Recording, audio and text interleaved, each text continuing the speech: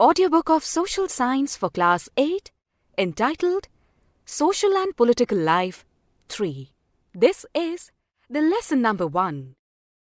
The Indian Constitution.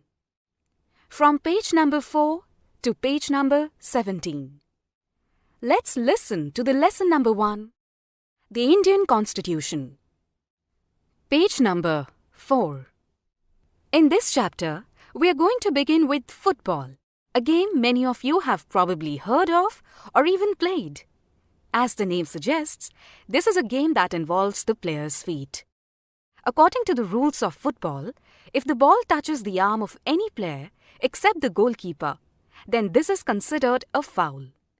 So if players start holding the football in their hands and passing it around, then they are not playing football anymore. Similarly, other games such as hockey or cricket also have rules according to which they are played. Each of these rules helps define the game and helps us distinguish one game from another. As these are fundamental to the game, we can also call them the constitutive rules of the game. Like these games, a society also has constitutive rules that make it what it is and differentiate it from other kinds of societies. In large societies in which different communities of people live together, these rules are formulated through consensus, and in modern countries this consensus is usually available in written form. A written document in which we find such rules is called a constitution. We have looked at the Indian Constitution in classes 6 and 7 in our social and political life textbooks. Have you ever wondered why we need a constitution or been curious about how the constitution got written or who wrote it? In this chapter, we will discuss both these issues and look at the key features of the Indian Constitution. Each of these features is crucial to the working of democracy in India, and some of these will be the focus of different chapters in this book. Page number 5. Why does a country need a constitution? Today, most countries in the world have a constitution. While all democratic countries are likely to have a constitution, it is not necessary that all countries that have a constitution are democratic.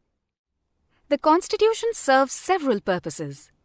First, it lays out certain ideals that form the basis of the kind of country that we as citizens aspire to live in. Or put another way, a constitution tells us what the fundamental nature of our society is. A country is usually made up of different communities of people who share certain beliefs but may not necessarily agree on all issues. A constitution helps serve as a set of rules and principles that all persons in a country can agree upon as the basis of the way in which they want the country to be governed. This includes not only the type of government but also an agreement on certain ideals that they all believe the country should uphold. In 1934, the Indian National Congress made the demand for a constituent assembly. During the Second World War, this assertion for an independent constituent assembly formed only of Indians gained momentum, and this was convened in December 1946. The photo on page 2 shows some members of the Constituent Assembly. Between December 1946 and November 1949, the Constituent Assembly drafted a constitution for independent India. Free to shape their destiny at last after 150 years of British rule, the members of the Constituent Assembly approached this task with great idealism that the freedom struggle had helped produce. You will read more about the work of the Constituent Assembly later in the chapter. The photo alongside shows Prime Minister Jawaharlal Nehru addressing the Constituent Assembly. Page number 6. Let us try and understand what we mean by this through two contrasting situations in the recent history of Nepal, a country that borders India on the north. Until recently, Nepal was a monarchy. The previous constitution of Nepal, which had been adopted in 1990, reflected the fact that the final authority rested with the king. A people's movement in Nepal fought for several decades to establish democracy, and in 2006 they finally succeeded in putting an end to the powers of the king. The people had to write a new constitution to establish Nepal as a democracy. The reason that they did not want to continue with the previous constitution is because it did not reflect the ideals of the country that they want Nepal to be and that they have fought for. As in the game of football, in which a change in the constitutive rules will change the game altogether, Nepal, by moving from a monarchy to a democratic government, needs to change all its constitutive rules in order to usher in a new society. This is why the people of Nepal adopted a new constitution for the country in 2015. The caption alongside elaborates Nepal's struggle for democracy. The second important purpose of a constitution is to define the nature of a country's political system. For example, Nepal's earlier constitution stated that the country was to be ruled by the king and his council of ministers.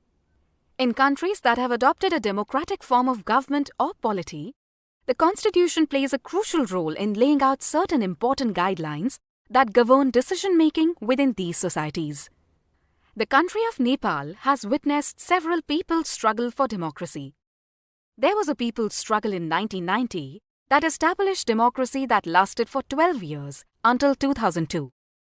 In October 2002, King Gyanendra, citing the Maoist uprising in the countryside as his reason, began taking over different aspects of the government with the army's assistance. The king then finally took over as the head of the government in February 2005.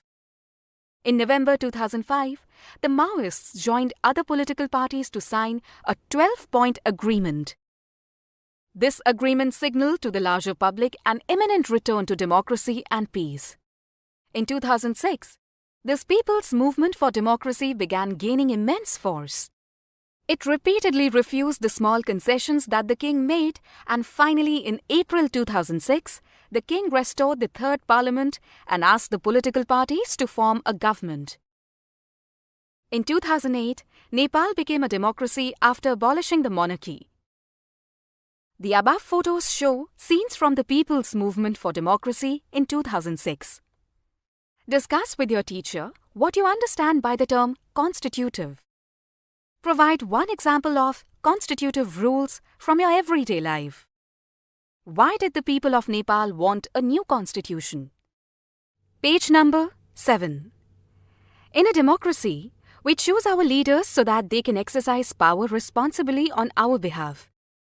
However, there is always the possibility that these leaders might misuse their authority, and the Constitution usually provides safeguards against this. This misuse of authority can result in gross injustice, as demonstrated in the classroom situation below. Suresh is the class monitor. He is a bully. His classmates are not too fond of him. Mrs. Rao, the class teacher, has to leave the classroom on some urgent work. She asks Suresh to mind the class. Suresh starts picking on Anil. Anil, today I am going to report you to Mrs. Rao. But what have I done?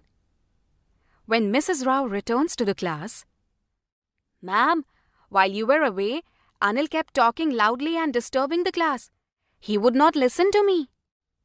The teacher said, Anil, you will have to stay back after school today and write, I will not disobey the class monitor 100 times. But ma'am, I did not do anything.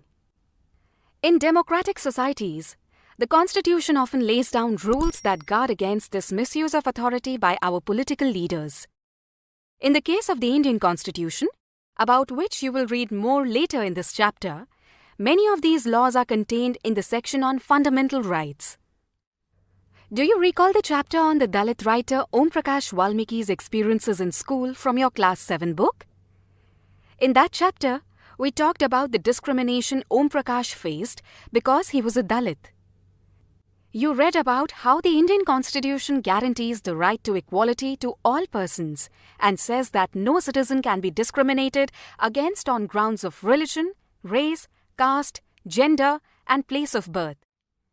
The right to equality is one of the fundamental rights guaranteed by the Indian Constitution. 1. In what ways is the class monitor misusing his power? 2. In which of the following situation is a minister misusing his power? A. Refuses to sanction a project of his ministry for sound technical reasons. B. threatens to send his security staff to rough up his neighbor. C. Calls up the police station, asking them not to register a complaint that is likely to be filed against his relative. Page number 8.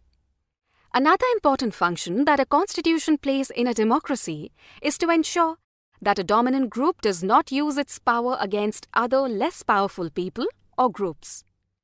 The storyboard below demonstrates one such situation in the classroom. The games period is about to begin. Group of boys. No, we will play cricket. Group of girls. Let's play basketball today for a change. The teacher decides to settle the problem with a show of hands. Boys. Hee hee, we've won. Girls. Obviously, there are more boys in the class. Girls discuss amongst themselves. We always have to do what the boys want because they are in a majority. Ma'am should think of another way to make decisions so that our wishes are also heard. Who is in a minority in the above storyboard? In what way is the minority being dominated by the decision taken by the majority?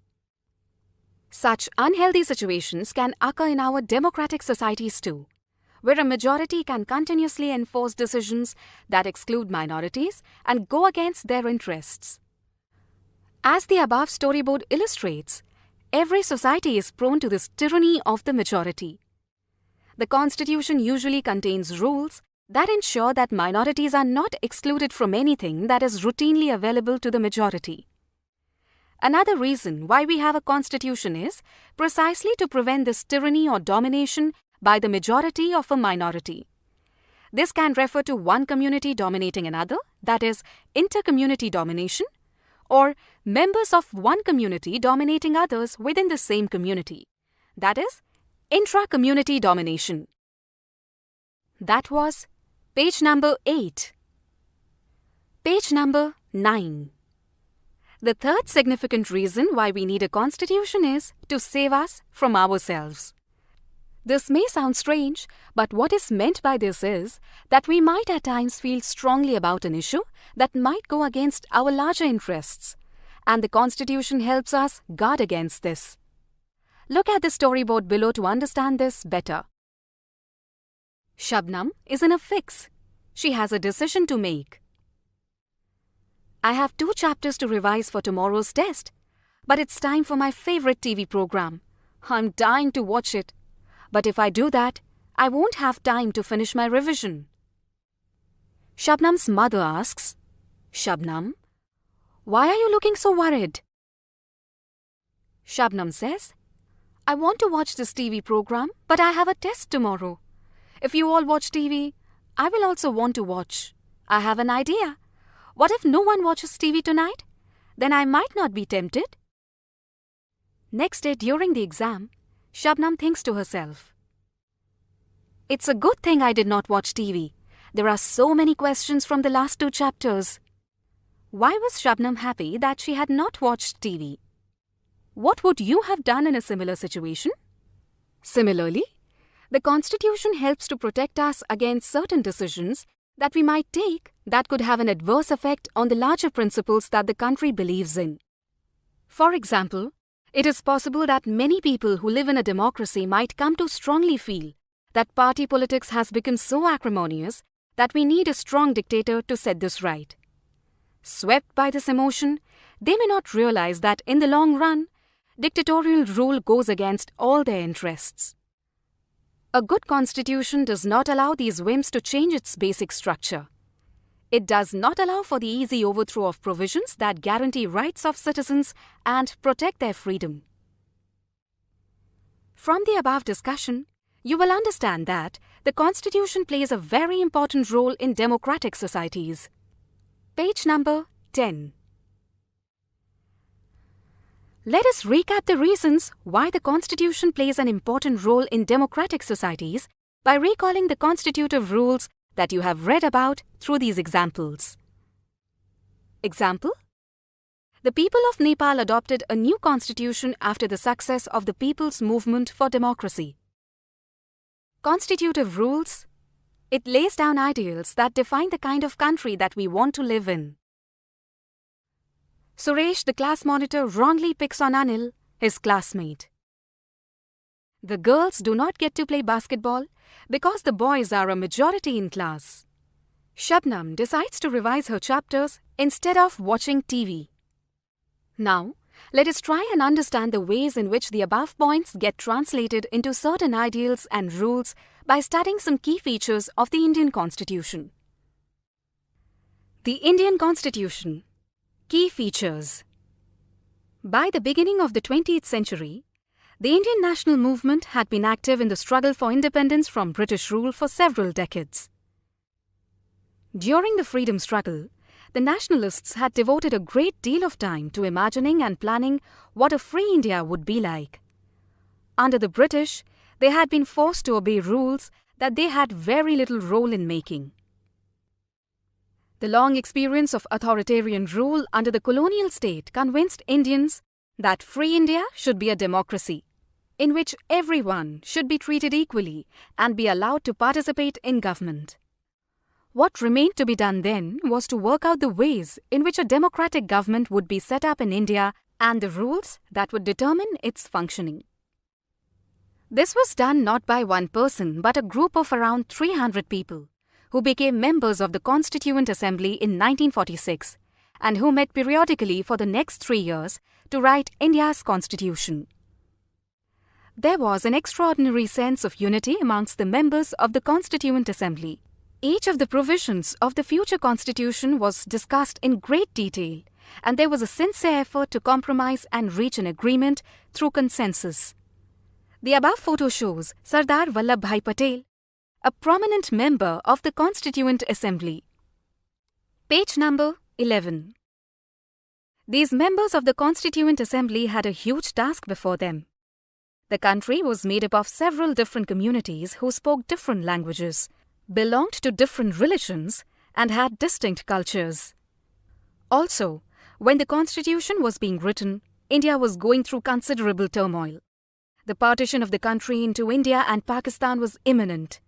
Some of the princely states remained undecided about their future, and the socio-economic condition of the vast mass of people appeared dismal. All of these issues played on the minds of the members of the Constituent Assembly as they drafted the constitution.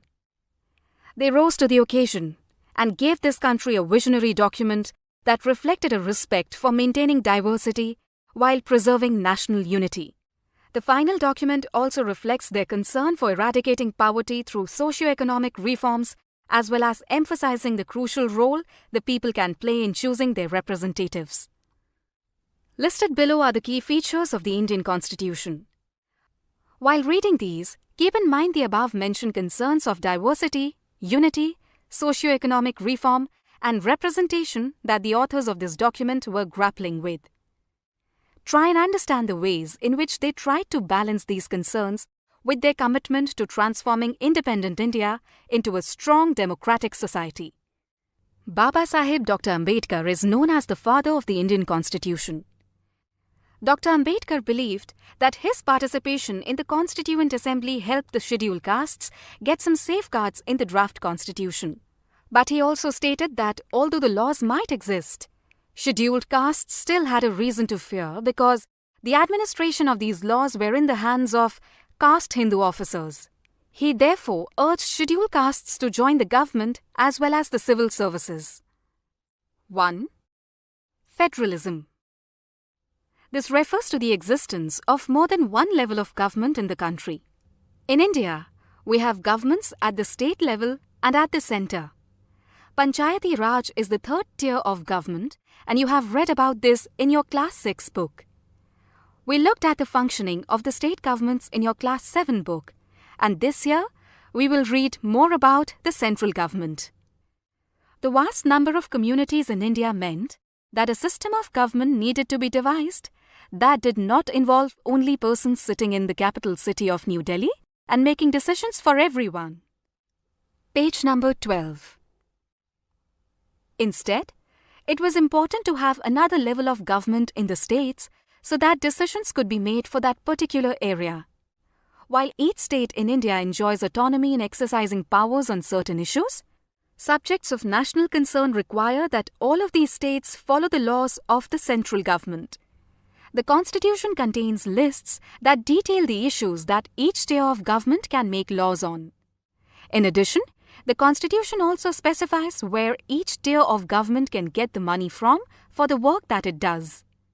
Under federalism, the states are not merely agents of the federal government, but draw their authority from the Constitution as well. All persons in India are governed by laws and policies made by each of these levels of government.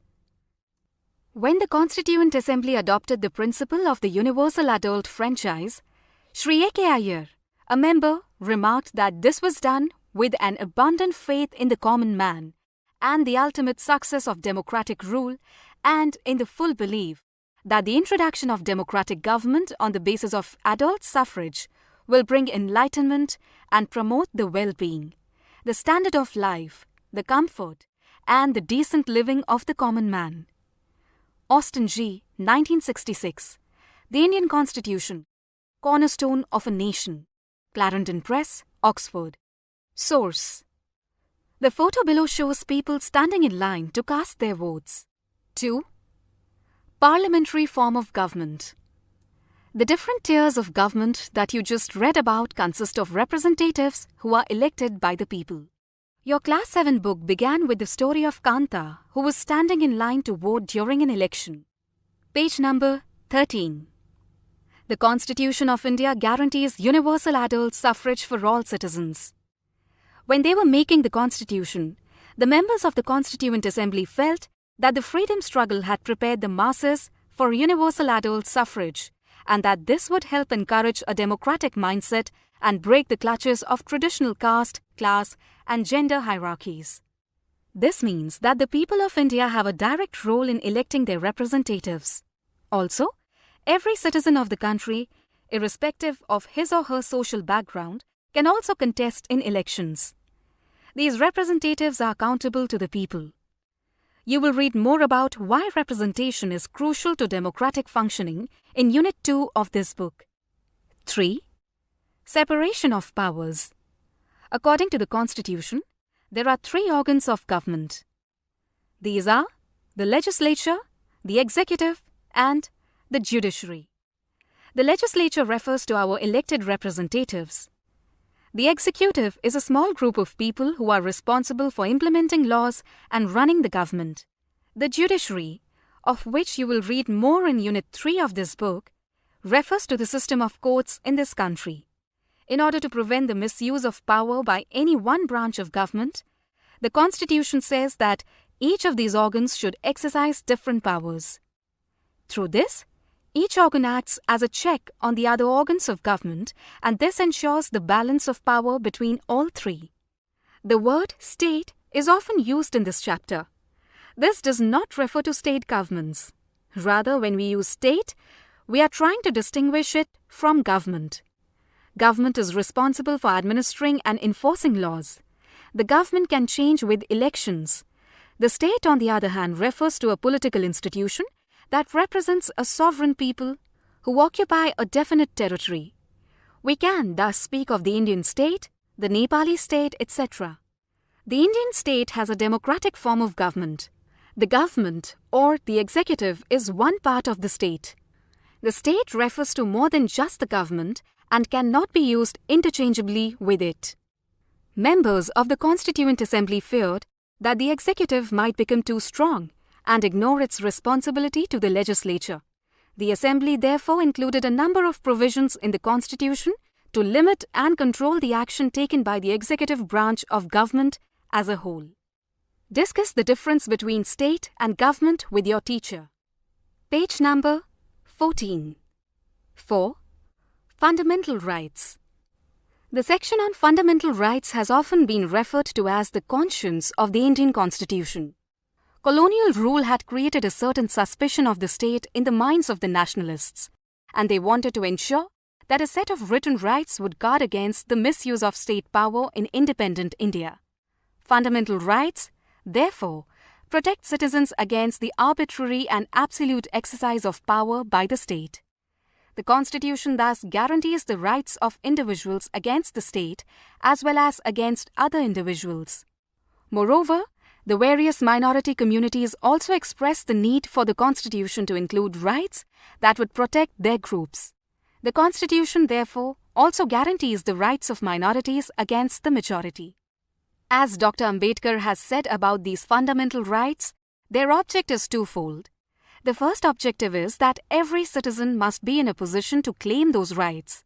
And secondly, these rights must be binding upon every authority that has got the power to make laws.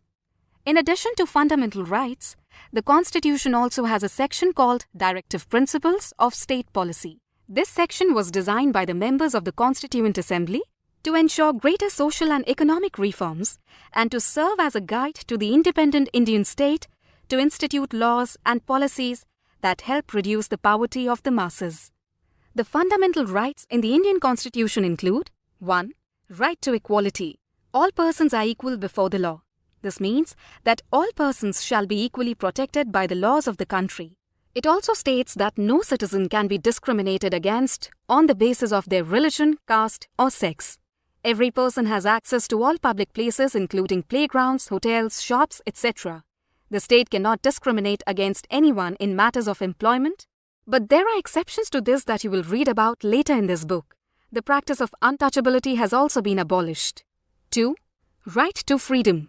This includes the right to freedom of speech and expression, the right to form associations, the right to move freely and reside in any part of the country, and the right to practice any profession, occupation, or business. 3. Right against exploitation. The Constitution prohibits human trafficking, forced labor, and employment of children under 14 years of age. 4. Right to freedom of religion. Religious freedom is provided to all citizens. Every person has the right to practice, profess, and propagate the religion of their choice. 5. Cultural and educational rights. The Constitution states that all minorities, religious or linguistic, can set up their own educational institutions in order to preserve and develop their own culture. 6. Right to constitutional remedies. This allows citizens to move the court if they believe that any of their fundamental rights have been violated by the state. Which fundamental rights will the following situations violate?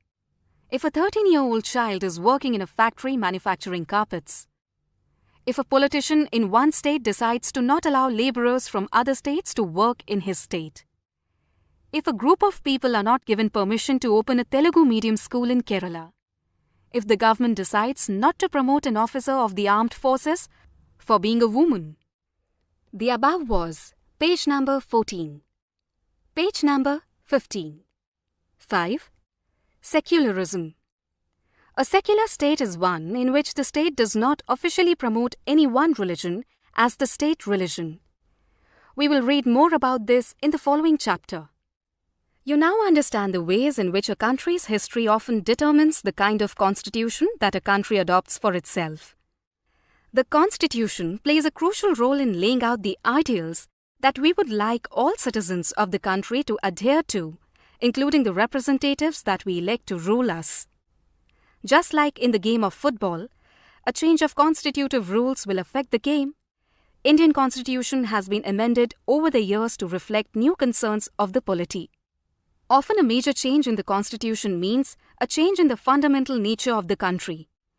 We saw this in the case of Nepal and how it needed to adopt a new constitution after it became a democracy. The different features of the Indian Constitution outlined above involve complicated ideas that are often not easy to grasp. Don't worry too much about this for the moment. In the rest of the book, as well as in your higher classes, you will read more about these different features of the Indian Constitution and understand more substantively what they mean. The Constitution also mentions fundamental duties. Find out with the help of your teacher what these include and why is it important for citizens in a democracy to observe these. Illustrate each of the 11 fundamental duties with drawings, pictures, poems, or songs and discuss them in the classroom. The above photos show various members of the Constituent Assembly signing a copy of the Constitution at its final session on 24 January 1950. The first photo from top shows Prime Minister Pandit Jawaharlal Nehru signing. The second photo is of Dr. Rajendra Prasad, President of the Constituent Assembly. The last photo shows the following persons from right to left: Shri Jairam Das Daulatram, Minister for Food and Agriculture; Rajkumari Amrit Kaur, Health Minister; Dr. John Mathai, Finance Minister; Sardar Vallabhbhai Patel, Deputy Prime Minister, and behind him, Shri Jagjeevan Ram, Labour Minister. Page number 16. Exercises. 1. Why does a democratic country need a constitution? 2. Look at the wordings of the two documents given below. The first column is from the 1990 Nepal Constitution. The second column is from the more recent Constitution of Nepal. Column 1. 1990 Constitution of Nepal, Part 7, Executive. Article 35. Executive power. The executive power of the Kingdom of Nepal shall be vested in His Majesty and the Council of Ministers. Column 2. 2015 Constitution of Nepal, Part 7, Federal Executive. Article 75. Executive power. The executive power of Nepal shall, pursuant to this Constitution and law, be vested in the Council of Ministers. What is the difference in who exercises executive power in the above two constitutions of Nepal? 3. What would happen if there were no restrictions on the power of elected representatives? 4. In each of the following situations, identify the minority. Write one reason why you think it is important to respect the views of the minority in each of these situations. A. In a school with 30 teachers, 20 of them are male. B. In a city, 5% of the population are Buddhists. C. In a factory mess for all employees, 80% are vegetarians. D. In a class of 50 students, 40 belong to more well-off families. 5. The column on the left lists some of the key features of the Indian Constitution. In the other column, write two sentences in your own words on why you think this feature is important. Key feature: federalism. Significance: key feature, separation of powers. Significance: key feature, fundamental rights. Significance: key feature, parliamentary form of government. Significance. Page number 17. 6. Write down the names of the Indian states which share borders with the following neighbouring nations. A. Bangladesh. B. Bhutan.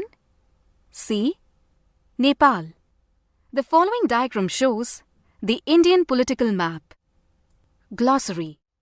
Arbitrary. When nothing is fixed and is instead left to one's judgment or choice. This can be used to refer to rules that are not fixed or decisions that have no basis, etc. Ideal. A goal or a principle in its most excellent or perfect form. Indian national movement. The Indian national movement emerged in 19th century India and saw thousands of men and women coming together to fight British rule. This culminated in India's independence in 1947. You will learn about this in greater detail in your history textbook this year. Polity. A society that has an organized political structure.